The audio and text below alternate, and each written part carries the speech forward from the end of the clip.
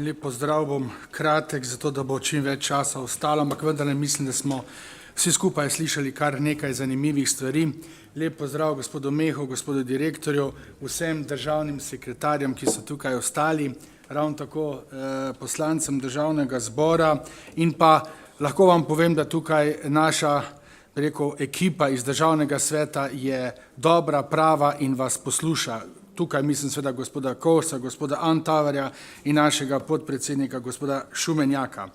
Kar bi želel povedati po teh, pogovorih oziroma razmišljanjih, ko smo jih imeli, je to, da je prav to, kar je bilo danes izpostavljeno, sodelovanje, samozavest, jasni cilji, volja in želja, energija, pripravljenost.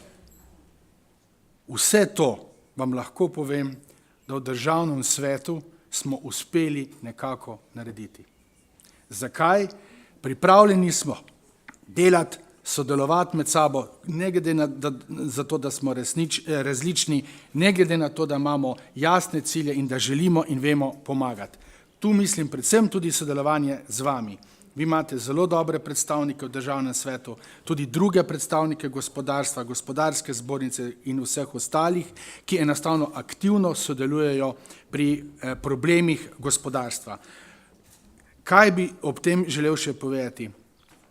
Ko vidim recimo diskusijo in debato o gospodarstvu, se dostikrat seveda razmislim o vseh teh velikih državah, ki imajo ministra za gospodarstvo skoraj vedno tudi kot podpredsednika.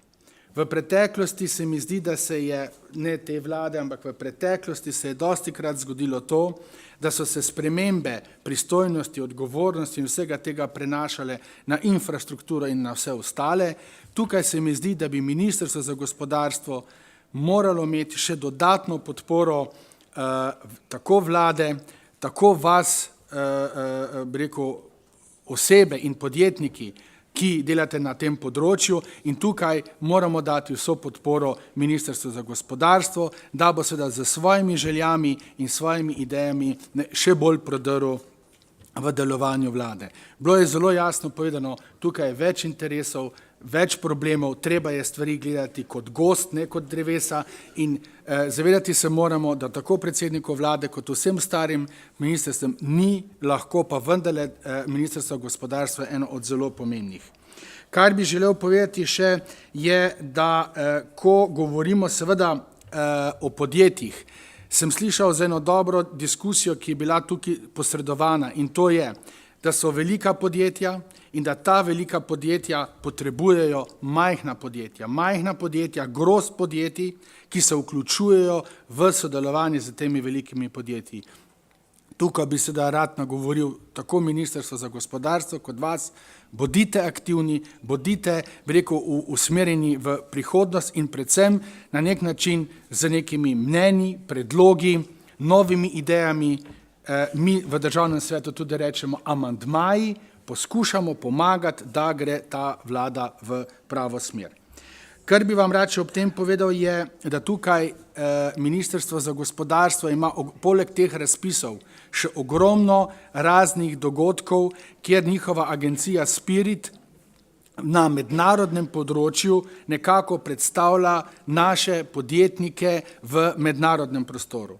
Premalo je seveda naš prostor, mi kot podjetniki, vi kot podjetniki, zakaj sem rekel mi kot podjetniki, zato ker sem bil sam več kot 10 let samostojni podjetnik, sem se malo zmotil, pa sem rekel mi kot podjetniki. To se pravi, vsi skupaj moramo stremeti temu, da iščemo nove trge, da se vključujemo v te projekte in da seveda pomagamo, tako sebi kot celotni državi.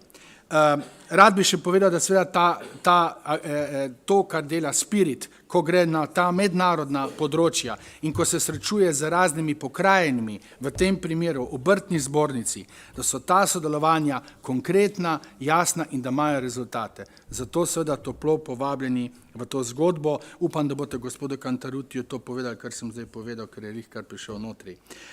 Še za zaključek, vseh teh 10 točk, ki ste jih napisali v ta lep zvešček, bi vam povedal, da v državnem svetu absolutno podpiramo, jih poznamo, smo jih vse preučili, se od njih razpravljali in verjemite mi, da je stvari, ki ste jih napisali, da so jasne, da jih razumemo in jih tudi podpiramo. Srečno in pogumno naprej. Hvala.